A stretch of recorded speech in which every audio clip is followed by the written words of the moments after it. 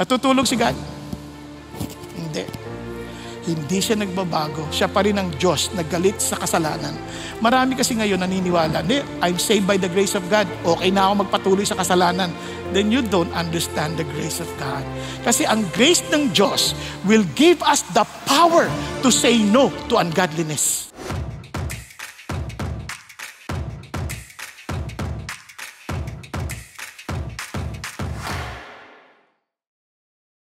Alam nyo, sa maraming pagkakataon, as we discuss about worship, marami sa atin, we know about God, but we don't know God. Magkaiba ho yun eh.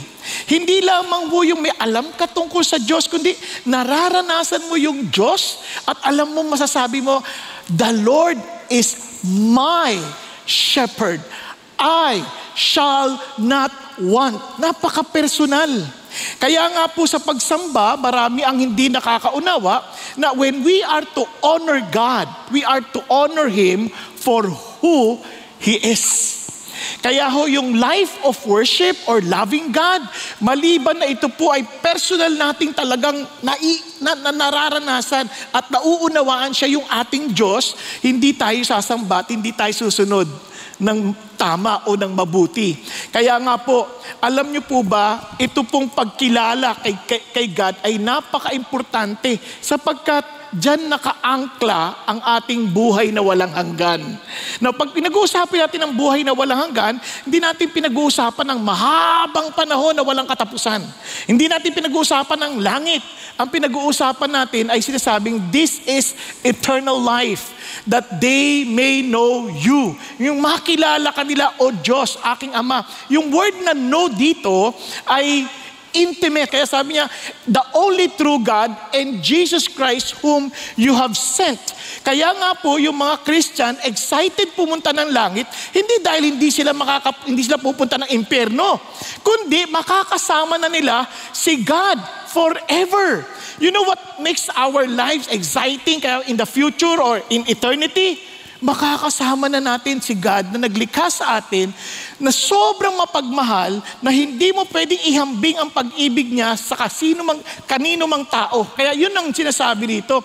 We want to know God. Pero dito pa lang, pwede na tayo magkaroon ng foretaste noon. Kaya sa ating pagpapatuloy sa iniwan ni Paul noong nakaraang linggo, sa bahagi ng Malakay at sa Malakias, ito importante na sana madiscover natin to as we cultivate na magkaroon tayo ng higher view of God para lumawak ang ating pag-unawa, naway makita natin that our God is just, our God is immutable, God owns everything, God is the rewarder.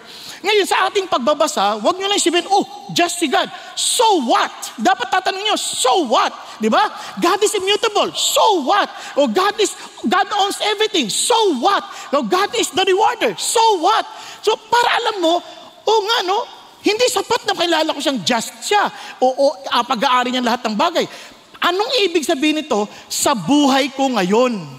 Diba? Yung iba naman, pagbabasa, just siya. Ngayon, makikipagtalo pa. Ang Diyos ay just. Hindi ka magbabasa ng Bible para makipagtalo. Magbabasa ka ng Bible para sa isuko mong sarili mo sa Diyos at makita mo na itong pagiging just ng Diyos, ay nako, lalong umaayos at tumatapang ang ating pagtingin sa buhay. So tingnan natin. For example, God is just. Ano bang ibig sabihin ng word na just? Alam niyo, ang salitang just at pagiging righteous ay lagi pong magkadikit yan sa Bible. Okay? Pag sinabi mong righteous, ibig sabihin, hindi nagdidesisyon ang Diyos o nagpapahintulot ng anumang bagay na mangyayari sa buhay natin na hindi tama sa Diyos. At ang batayan ng tama, hindi yung tama sa tao, kundi yung tama ayon sa standard ng Diyos. Kasi ganun na nangyari sa Malakay. Sabi niya, you have wearied the Lord with your words. Kasi lagi silang reklamo na reklamo. Yet you say, how have we wearied Him? In that you say, everyone who does evil is good in the sight of the Lord, and He delights in them. Or where is the God of justice? Sakit na sakit yung loob nila. Bakit? Ang tagal na naming na-exile. Ngayon pinabalik na kami sa lupain namin, nasa ilalim pa kami ng Medo-Persian Empire. Hindi pa rin makatarungan ng mga pinagdadaanan namin. Sila na nga yung mga masasama, sila pa rin yung lalong yumayaman. Tapos kami, hirap na hirap kami. Si Lord, kinakampihan pa rin yung masasama. Ba't ganun? Sabi, nakakasakit talaga ng loob, di ba? Pero hindi pa naman tapos ang kwento eh. Kaya nga sabi ng Lord sa kanila, alam mo na, sasaktan ako sa mga sinasabi ninyo, pero hindi pa tapos ang kwento. Paano naman tayo nakakatiyak? Kasi sabi ng Lord, tingnan ninyo, papadala ko sa iyo ang aking mensahero. At ihahanda niya yung daan. Sabi niya, and the Lord, whom you seek, will suddenly come to His temple. And the messenger of the covenant, in whom you delight, behold, He is coming, says the Lord of hosts. Relax ka lang, darating ako dyan. Pag dumating ako dyan, hindi nila kakayahanin ng aking presensya. Paano ko nakakatiyak? Dahil ito sabi niya, but who can endure the day of His coming? Hindi pa ngayon, hindi mo pa makikita yung gagawin ko. But the moment I come, I'm telling you, they can never stand my appearance. And who can stand when He appears? For He is like a refiner's fire, like a fuller's soap. Naku, para siyang apoy na bigla kang lilinisin. Nasusundan po?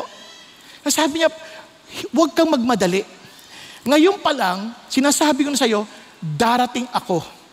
Hindi man ako dumating agad dahil mahabagin pa rin ng Diyos. He's giving everybody a chance to repent. But, huwag ka rin masyadong akala natin, magpaka-relax na lang tayo. Hindi, dahil darating si Lord. Babalik at babalik siya at titiyakin niyang mailalagay niya lahat sa ayos. Kaya naman, kahit ano pang nararanasan natin, huwag tayong susuko. Kasi ang Diyos ay napakabuting Diyos. Sabi nga, naalala niyo po yung kanta pa natin noon. Sabi niya, for I proclaim the name of the Lord. Naalala niyo yung kanta to? Ascribe greatness to our God, the rock. His work is perfect, for all His ways are just. Naalala niyo pa? Hindi niyo pa narinig kanta? Hindi pa? Kakakanta ko lang hindi. Sabi niya, a God of faithfulness and without injustice, righteous and upright is He. Di ba, sir? Kaya every time you're down, hindi. Tapat ang Diyos. Hindi. Makatarungan ng Diyos. Makatwiran ng Diyos. He is worthy of all praise. Kaya naman, tingnan naman po ninyo. Sabi ni Lord, dahil siya po ay tapat, sabi niya, huwag ka mag-alala, He will judge the world in righteousness. Maaring hindi mo makita yung balance ngayon.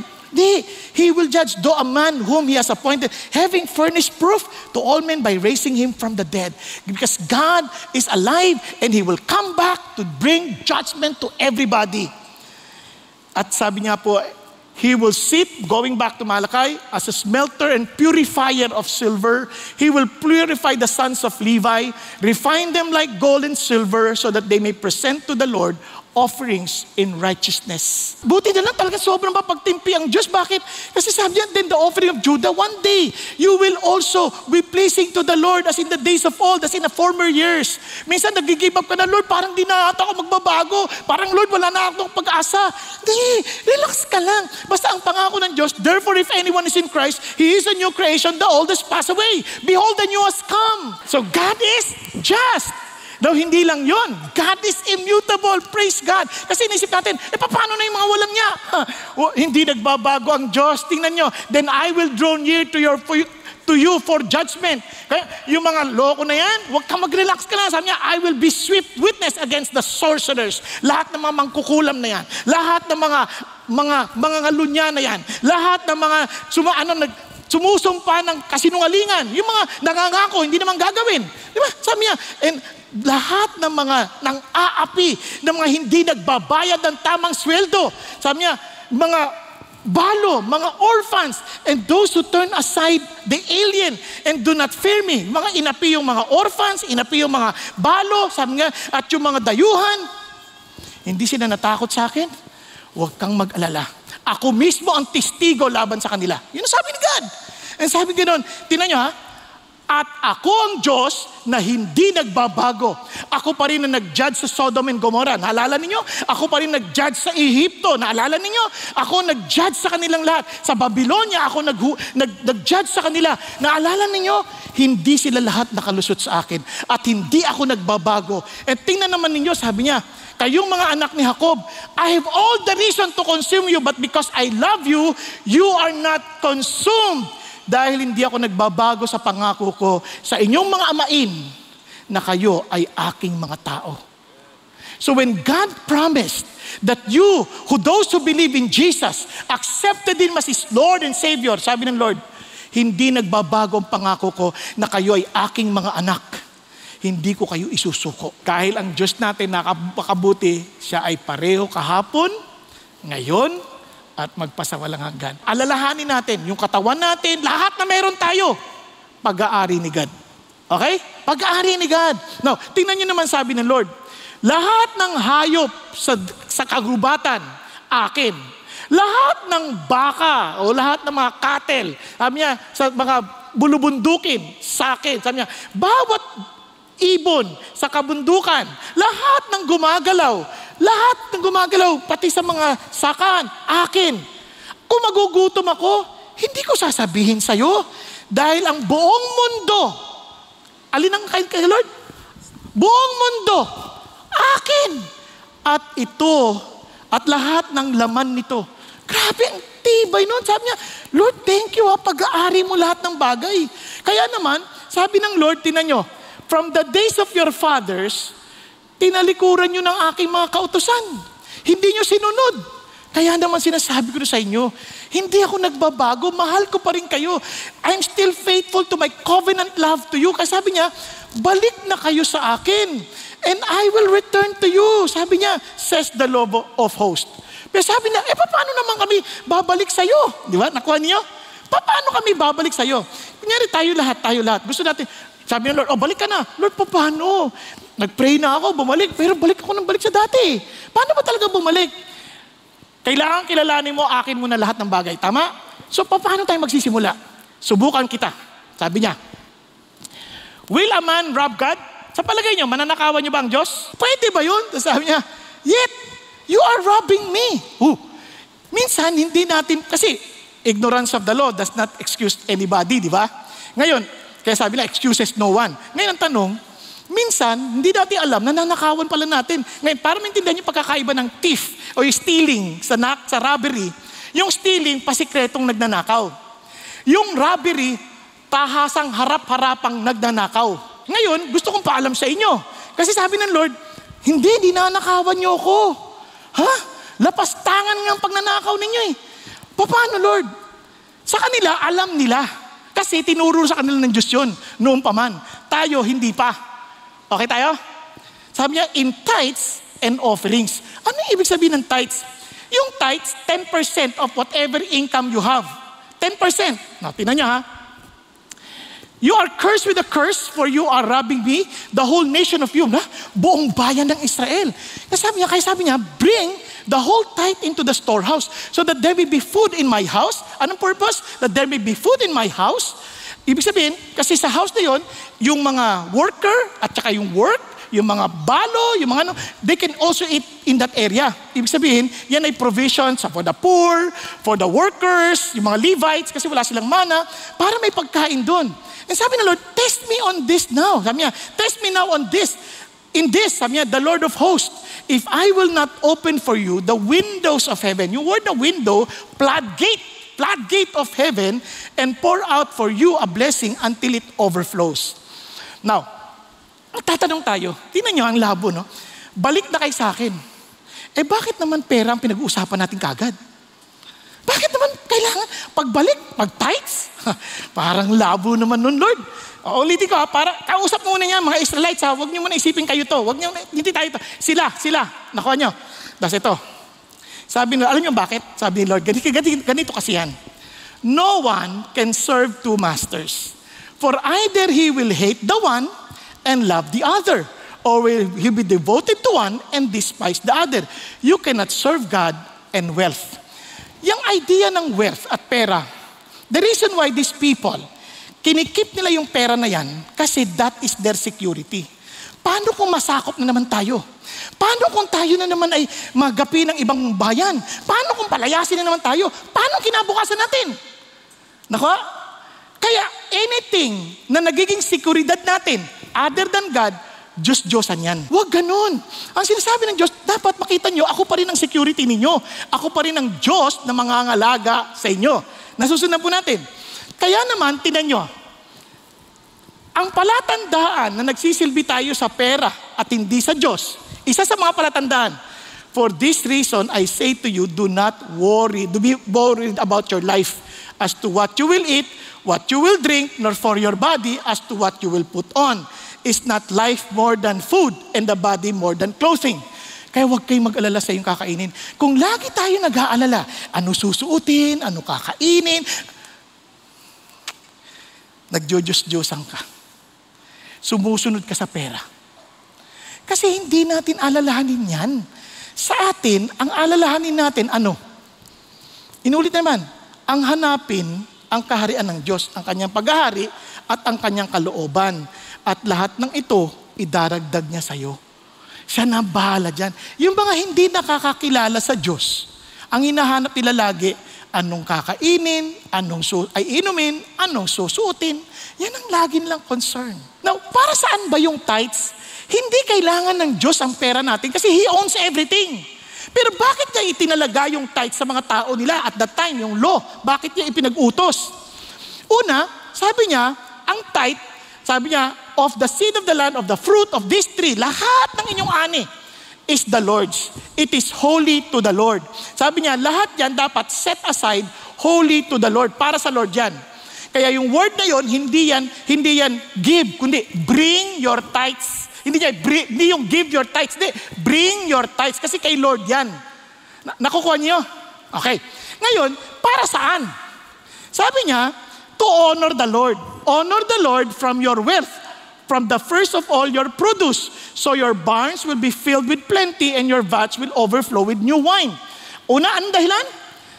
Yung ikapo na yan, para i-honor mo si God. Para sinasabi mo, God, you own everything. You deserve this because you own everything. At bukod dyan, it is an expression of trust. Kasi sabi niya, if I will not open for you the windows of heaven. Nagtitiwala ka ba sa akin? Parang naalala niyo yung pump, uhaw na uhaw ka na, tapos disyerto, tapos may nakalagay yung pitchel doon. Ibuhos mo muna ito doon sa pump, pagkatapos saka mo i-pump, tapos magkakaroon ka ng tubig. Una ako, hindi na, unin ko na to. Wala na makakagamit, tama? But you have to trust God, na pag binuhos mo, the Lord will multiply it. And true enough, yun ang sabi ng Lord. Ngayon tanong, do you trust God? Ito, nagulat ako sa sagot ng Diyos sa akin. Huwag kayong kukurap, dadaling ko kayo kung saan. Unang-una, ang tithes ay prinsipyo. To trust God, to fear God, to worship God, to express our gratitude to God. So nung si Abraham, wala pa yung law, nag-express siya ng kanyang gratitude. Kanino? He blessed and said, Blessed be Abraham of God Most High, possessor of heaven and earth, and blessed be God Most High, who has delivered your enemies into your hand. He gave him a tenth of all. Sino yung binigyan niya? Tapos sabi niya, ganun din si Jacob. Sabi ni Jacob, this stone which I've set up as a pillar will be God's house. Of all that you give me, I will surely give a tenth to you. Now, tingnan niyo mabuti ha. Kanino binigay ni Abraham? Doon sa saserdoting tinatawag niyang si Melchizedek. Si Melchizedek ay hindi sa lahi ng Levita o ni Aaron. Sa law, dapat ibibigay mo kay Aaron. Tama? Sa lahi ni Aaron. Pero ito kay Melchizedek. Tingnan naman ninyo sa Hebreo. For this Melchizedek, king of Salem, priest of the Most High God, who met Abraham as he was returning from the slaughters of the king of and blessed him, whom also Abraham apportioned a tenth part of all the spoils, was first of all, by the translation of his name, King of Righteousness. And then also King of Salem, which is the King of Peace. Nasusundan natin. Si Melchizedek. Without a father, without mother, without genealogy, having neither beginning of days nor end of life, but made like what? The Son of God. He remains a priest perpetually. Now observe how great this man was, to whom Abraham, the patriarchs, gave a tenth of all the choicest spoils. Are you following? It is evident that our Lord, referring to Jesus Christ, was descended from Judah. and a tribe with reference to which Moses spoke nothing concerning priests. And this is clearer still, if another priest arises according to the likeness of Melchizedek. Ano sabi niya? Who has become such not on the basis of a law, a physical requirement, but according to the power of an indestructible life. For it is attested of him, you are the priest forever, according to the order of Melchizedek. Ano sinasabi ni God? Oo, wala sa law. Pero si Jesus ay galing sa lahi ni Melchizedek. Kaya sa kanya mo ibibigay yung inyong tithes to honor God. Are you following? Huwag mong ibigay kani-kanino. Ibigay mo kay Jesus. Okay ba tayo? Ngayon, asan yung temple? Remember, Jesus is the temple. Bakit? Destroy this temple. In 3 days, I will rebuild it.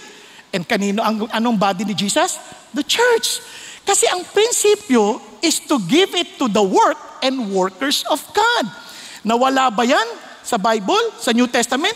Hindi. Tingnan nyo. Sample lang, the one who is taught the word is to share all good things with the one who teaches him. Babasahin nyo, 1 Timothy 5. Lahat yung sinasabi on how to support the work. Ganon din sinasabi ng Lord, tulungan nyo yung mga mahirap. Then the Lord also instructed the churches to give every week. Each one of you is to put aside and save. To show us na ang ating pinagtitiwalaan si God. Ngayon, ang maganda doon, kasi to honor God, ibig sabihin, hindi tayo nagbibigay ng sapilitan. Ang sabi niya, kahit mahirap tayo, tulad ng Macedonia, they give God, God loves a cheerful giver. Hindi yung parang bahala na. Kaya, napansin nyo, hindi tayo nagpapasa ng basket. Kasi hindi yan sapilitan. Hindi yan yung parang, uy, sisingilin kita, tanda mo, address mo. Pupuntahan kita doon dahil magbibigay ka ng ikapo. Walang ganun. Tayong dalawa ng Diyos nag-uusap kasi you give it to Jesus. Totoo lang, sa New Testament, di nila iniintindi yung ikapo. Sa kanila, all things nga eh. Basahin nyo Acts chapter 2. Pasensya na kayo ha, sobra-sobra na ako, pero talagang tutuloy-tuloy ka na to. And the congregation, those who believe, were one heart and soul, and not one of them claimed that anything belonging to him was his own. But all things were common property to them. And with great power of the apostles were giving testimony to the resurrection of the Lord Jesus Christ, and abundant grace was upon all. Kaya nga, talagang by the grace of God eh. And sabi niya, for there was not a needy person among them, for all were owners of the land, houses, would sell them and bring the proceeds of the sales and lay them at the apostles' feet. Pasin niyo, they're giving it to the body of Christ through the leadership of the apostles' feet, and they would be distributed to each as any had need. Ano pansin nyo? Walang tithing. All things nga sila eh. Ngayon, itong ganda. Bakit? Kasi God is the rewarder. Hindi tayo nagbibigay dahil rewardan tayo ng Diyos. Ganun pa man, si Lord pa rin nagsabi. Sabi niya, test me now in this, says the Lord of hosts. I will not open for you the windows of heaven. Isipin nyo, kung ninanakawan nyo si God, pagbubuksan pa kayo ng pinto, ngayon, si God, ang ganda. Sabi niya, hindi kita, ako mismo, bubuhusan kita. Sabi niya, kaya wag mo isipin na parang, ay, nakakatamad na maglingkod kay God. Kaya sabi niya, then I will rebuke the devourer for you. Lahat ng bagay na sisira, parang kumita ka, tatanggalin ko yan, i-rebuke ko yan. Sabi niya, so that it will not destroy the fruits of the ground, nor will vine in the fields cast its grapes, and said the Lord of hosts. Sabi niya, all the nations will call you blessed, for you shall be a delightful land, says the Lord of hosts. Ulitin ko ha, kaya po ngayon, kahit mga sa ibang bagay, hindi natin ma-influensyan, kasi nga ho, puro tayo, pera-pera para sa atin. Ang blessing ng Diyos ng pera, hindi yung marami kang pera. Ang blessing ng Diyos, yung nai-enjoy mo, yung perang binigay sa ng Diyos na yung 90% pa lang enjoy na enjoy mo talaga sapat na sapat. Di ba? Kaysa naman yung, hindi nyo ba napansin, kahit ang dami-dami parang kulang palagi, parang butas yung lalagyan. Bakit na wala agad? Katatanggap ko ng sweldo, parang wala na. Siningil na ako ng kung ano, 4 gives, 5 gives, 7 gives, 8 gives. Oh, boss. Pero ang sarap nung, Lord, ba't ang dami ko pa rin pera? Ito lang sinabi nangyari sa kanila. So sabi nila, it is vain to serve God. Ayoko na. Bigay na akong bigay. Wala naman nangyayari. Yung di ka naman nagbigay para mag-invest eh. Nagbigay ka dahil gusto mo i-honor si God. And bahala si God yan kasabi lang ni Lord, so now we call the arrogant blessed, and only the doers of wickedness built up, but they also test God and escape. So then those who feared the Lord, listen, spoke to one another, and the Lord gave attention and heard it. Nakinig ang Diyos, nanonood ang Diyos, and a book of remembrance was written before Him. Hindi nakakalimot ang Diyos. At ang sabi niya, for those who fear the Lord and who esteem His name, they will be mine. And says the Lord of hosts, on the day that I prepare my own possession, I will spare them as a man spares his own son who serves him. Ano man dumating na dilubyo, ano man dumating na paghuhusga, ano man dumating sa buhay nila, hindi ko yan pababayaan. Kaya naman maraming tao sobrang worried kasi nila alam kung aalagaan sila ng Diyos. But if you knew that you are God's and faithful to God, He will take care of you. You will be as bold as a lion. Di ba? Yun ang sikreto. Now, I want to end with a testimony. Huwag niyong mimiss ito. Importante ito. Ng ating dalawang kapatid talagang they experienced God because they followed God to His words. Okay? Ito po si Darwin at si Connie Pasco. Ayan. Palakpakan po natin ang Panginoon at pakinggan po natin ang kalampat totoo. Gandang hapon po sa inyong lahat. Darwin and I came to know the Lord in 2015. Back then, Darwin left me and my children for another woman, even if I was pregnant with our third child. It was through the kindness of an office mate who goes to CCF that made me start watching CCF videos online. I watched Pastor Peter spoke on the topic, If God is Silent, Trust Him. Tears rolled down from my eyes as I watched the video. I appreciated the message so much that the following Sunday, I brought my sister with me to attend the worship service. That day, I made the decision to accept Jesus as my Lord and Savior and decided to forgive my husband. I joined a D group and attended counseling session that became instrumental to my spiritual growth. Last thing I knew, I started praying for Darwin to get to know the Lord too. I ran into Connie's friend one day, which was an answer to her prayer. Connie jumped at the chance to work with her so she could send me links to recorded CCF church services. The first one I watched was When God Seems Silent, Be Patient. It was the first time I truly heard the Word of God, and it spoke to me. That same week, my mistress and I had a fight, which ended our relationship. Feeling lost, I found myself in front of the CCF building, and from then on started attending CCF services. It was the start of my walk with the Lord. I continued watching past CCF worship services and started pursuing Connie back. After some time, she decided to take me back. We started attending CCF worship services together, and soon I joined a men's D group. One of the things we learned in our D group is about tithing. It was clear to us that all is the Lord's and none of what we actually have belongs to us. We understood the principle, but our obedience was tested. When Connie and I got back together, we decided to buy a condo, thinking our combined earnings would sustain us. After moving in, Connie gave birth to our child. Then a month later, I lost my job. This left Connie as the sole breadwinner of our family. I tried working on a new startup, but with mounting expenses, we couldn't pay our mortgage. We maxed out our credit cards by buying branded items to resell online. But it wasn't enough. Our debts mounted, so I took a job paying half my previous salary. Despite this, we never stopped tithing. There came a time when we struggled to give our tithes, but believing God would take care of us, we gave. Right after dropping the envelope in the tithe box, we received a call from a buyer who wanted all our remaining stock in our online business. We met the buyer, got the payment, and immediately went to bring in our tithes. Another time, when our daughter got sick, God prompted a lady in my wife's day group to give her money, even though my wife hadn't mentioned our situation. This blessing wasn't just for us. My wife felt prompted to contact an office mate whose child was also sick, and we shared what we received. After living in the condo for over a year without paying the mortgage, the bank offered us dasyon and pago, clearing our debt and settling the real property tax without us knowing who paid for it. Praise God. In 2019, I had a heart attack and needed an angioplasty. We didn't have the money for the operation, but God promised in Isaiah chapter 65, verse 24, I will answer them before they even call to me.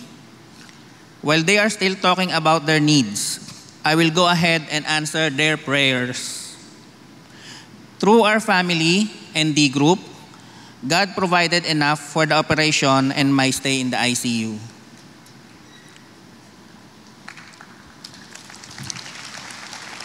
Praise God. It was a season of mountaintop experiences with God showing His faithfulness. Slowly but surely, our financial situation improved, and we paid off all our debts. We have been debt-free for almost 5 years now. God also gave us the privilege to be part of the pastoral care ministry where we counsel couples and share our story of God's restoration of our family. We are also blessed to be missionary partner with Philippine Campus Crusade for Christ, or CRU, where our regular financial support help reach communities who need to know the Lord. As stewards of God's resources, we honor Him by using our financial means to further His kingdom. God's rewards are not just material things. He also surrounded us with godly people who support and help us grow in faith through our D group. The greatest blessing is God Himself as we experience His provisions and presence daily. To God be all the glory. Praise God. Praise God. Huwag muna kayo alis, ha? Pero alam niyo po, bago natin sila ipag-pray, gusto ko ipakita sa inyo ito, no? Yung kanilang testimony will really make us understand ano sinasabi ng Lord sa Malakay 3:18 as a reward. So you will again distinguish between the righteous and the wicked, between one who serves God and the one who does not serve Him. Makikita niyo po yung distinction. Kaya kitang-kita nyo sa kwento nila, no? Talagang ibang-iba na kahit sila na binigyan ng tulong dahil may sakit yung anak lang, hindi sabi, dahil ka na ng pera. Hindi. Mayroon din pa akong kakilalang may sakit. Gagamitin din ako ng Lord. And look at how God operates. Because they're part of the group, small group. Ganun tayo nag-ooperate sa ating sa church, no? Yung huwag nyo expect na yung buong church. May group tayo para doon nagtutulungan tayo kasi nga, yun ang how the Lord works, no? Kaya importante ho yan. So I challenge every one of you. Una, may small group ka na ba? Pangalawa, talagang trust God in everything because He is just. He is not only just, He is immutable. Hindi siya nagbabago. At He owns everything. Amen po? And He is the rewarder. Sabi ng Lord, without faith, it is impossible to please God. But, sabi ng Lord, He rewards those who believe that He exists. Amen? Kaya ang Diyos, at pagbalik niya, He will bring His rewards with us, for us. Okay ba yan? Kaya, alam niyo po, andito po si Darwin at si Connie, nagpapatotoo na ang Diyos totoo sa kanyang salita. And I pray that we will not just know about the Word, but to experience God Himself dahil siya yung ating totoong reward. Amen? So, habang pinagpe-pray po natin sila, tayo pong lahat muna ay yumuko at pumikit. But I also challenge every one of us. Kapatid, sino ba talaga si God sa'yo?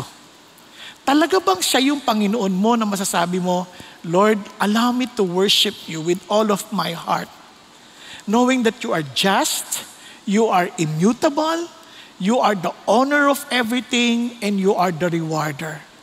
God, allow me to honor you. Kapatid, kung hindi pa totoo to sa iyo, as before I pray for Darwin and Connie, I challenge you. Una, offer first yourself to God.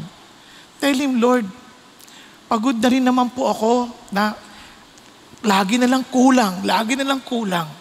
Para bagang nakasarado ang bintana ng langit. Lord, kung ninakawan ko kayo, patawarin ninyo ako. Tulungan niyong maibalik ko to sa inyo. At Lord, kung hindi kayo naging sentro ng buhay ko at naging seguridad ko ang mga bagay sa lupa, patawarin niyo ako. Kaya kapatid, kung ikaw yan, I want to pray for you. Itaas mo yung kamay mo sa Panginoon Diyos. Yes. Lord, gusto ko pong lumakad ayon sa kagustuhan niyo. Father God, I thank you that you see all these hands raised. Father God, I pray na huwag silang maging religious. Tulungan niyo silang magkaroon ng totoong tagpo sa inyo. That they will truly allow you, Father God, to be the center of their lives. That instead of worrying, I pray that you will teach them to trust you. And instead, Father God, of trusting their own ways, allow them, Father God, to follow your ways. And I know it's only by the power of your Holy Spirit for them to do it. So I pray, Lord God, empower them right now. And help them, Lord Jesus, to walk according to your ways, according to your will. And Lord, I also pray for every family we represent. Allow us all, Father God, to worship you with all of our hearts, to always give you honor for who you are. That we may worship you, Lord God, not because of what you did, but simply because of who you are. For you deserve all glory, honor, and praise. Lord, we thank you, we love you, and we praise you. In Jesus' name, hallelujah. Amen and amen. And God bless us all.